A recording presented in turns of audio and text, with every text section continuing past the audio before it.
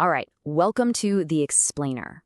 Today, we're diving into a style of comedy that is, well, it's so chaotic, it feels like it's being born right in front of your eyes. I mean, second by second. We're going to try and map the truly wild, unpredictable minds of Theo Vaughn and Caleb Pressley.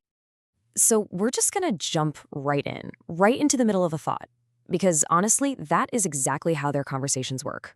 That sentence you just read, that's not a punchline. No, that's a launch pad. It's the beginning of some wild journey you had no idea you were about to go on. It's this perfect mix of like pseudoscience, maybe some weird locker room talk, and it is 100% their signature style. So the big question is, right, how does this total chaos actually become funny? Because it can feel so random, just all over the place. But believe it or not, there's a real method to this madness. So let's do this. Let's map out the building blocks of their comedic universe, one crazy layer at a time. All right, first up, the art of the non sequitur. And this is really the engine of surprise. See, the absolute foundation of their comedy is just completely abandoning any kind of linear thought. A non sequitur isn't just a trick they pull out sometimes. No, it is the engine that drives the whole thing. The comedy comes from that whiplash you get from these crazy pivots. Okay, look at this. This is a perfect map of one of their conversational leaps, and it makes absolutely zero logical sense. They're talking about something serious, kind of philosophical, should I convert to Islam? And then bam, straight into a complaint about how the keto diet makes you smell bad. There is no bridge there. None. The joke, the actual humor, lives right in that empty space between those two ideas. Okay, so section 2 is all about hypotheticals and the human body. This is their obsession with the absurdly anatomical. And a lot of those wild conversational jumps we were just talking about, they almost always land in one very specific place. These super bizarre, often really graphic explorations of the human body. It's like this relentless obsession with what the body can do or, what you could do to it. And they don't just, mention these things and move on. No way. They take these ideas to their absolute logical or illogical limits. It's not a passing thought, it's a full-on workshop. I mean, just look at this stuff. They'll seriously suggest getting their balls completely removed just so it's all dig, no nuts. And then they'll actually game it out. They'll talk about the pros and cons, everything from aerodynamics to the terrifying risk of your penis touching your butt. Then there's the whole idea of a dormant wiener, which they explore with genuine scientific curiosity. And they treat a guy's late first ejaculation not as a joke, but as this major life event that literally changed his shoe size. It's incredible. And here is a perfect example of how this works in real time. A simple piece of celebrity gossip, Kim Kardashian maybe getting her butt implants removed, spirals into this absolutely shocking hypothetical. The conversation instantly pivots to, okay, so what happened to the meat? And from there, it just escalates into this wild, kind of culturally charged scenario you see here. It's definitely provocative, it can be uncomfortable, and it is 100% unpredictable. Which brings us to our third section, oddball anecdotes, real or not. And this is about crafting narratives from all that chaos. Because what's so important to understand is that these wild hypotheticals, they don't just pop up out of nowhere. They're almost always connected to these equally bizarre personal stories. And pretty soon, you have no idea where the truth ends and the joke begins. But honestly, it doesn't even matter, because the stories themselves are just pure comedic gold. Okay, so Caleb's airport story, this is a masterclass. Every single step just ratchets up the anxiety and the absurdity. So first, he's high on an edible.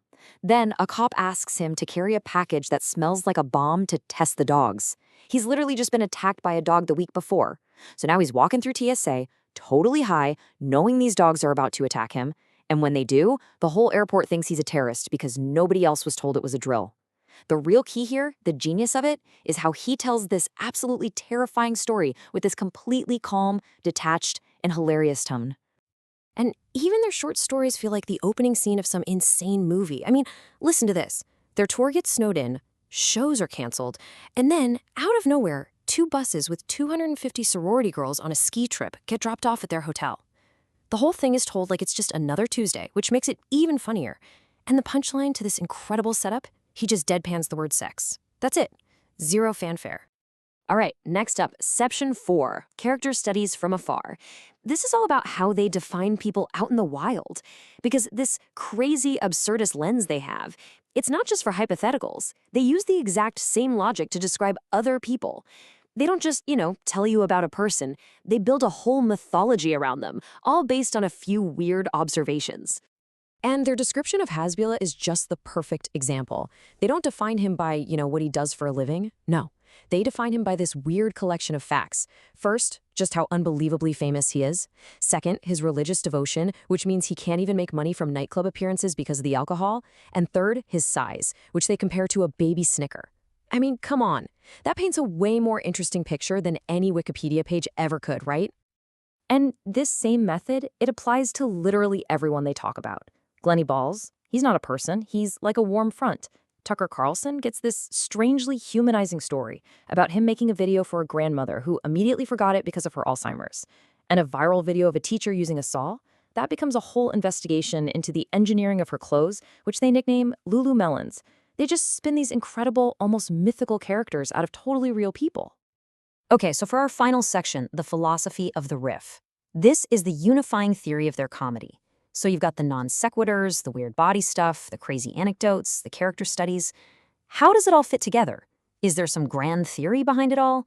Well, it turns out, yeah, there is. And they revealed it in the most unexpected way you could possibly imagine. It all comes down to a story about turkey hunting. Seriously, a totally normal story about hunting turkeys suddenly becomes this perfect and, pretty disturbing analogy for their entire comedic process. What starts as a simple story about being outdoors just morphs into a complete breakdown of their philosophy of comedy.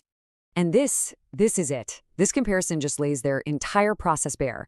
They literally equate luring a turkey into the open by pretending to be a horny hen with luring a guy at a rest stop by yelling graphic stuff from a bathroom stall. The strategy, they say, is identical. You start with a simple premise, you escalate with more and more absurd graphic details to get your target interested, and then, just when they finally lean in to see what's going on, you hit them with that final, shocking blow. It's not just comedy, it's a comedic ambush. Which really leaves us with a fascinating question about comedy right now, doesn't it? In a world of super polished, perfectly crafted content, what does their popularity mean? Their style is messy. It can be offensive, for sure. And it's totally unpredictable. But that unfiltered chaos, it feels incredibly real and in the moment. So you have to wonder, is this what audiences are really craving? Not some polished, perfect punchline, but a hilarious, chaotic ambush that they never, ever see coming.